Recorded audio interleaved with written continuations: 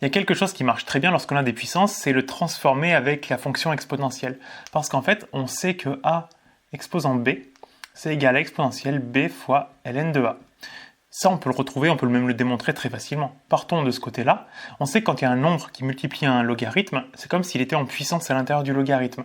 Donc là, c'est comme si on avait exponentielle ln de a exposant b.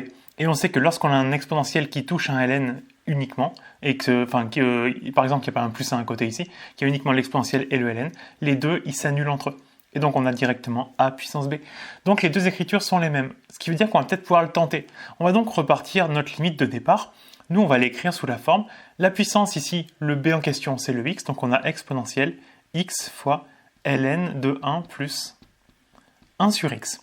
Bon, c'est pas forcément beaucoup mieux, parce qu'on a toujours un petit peu le même problème.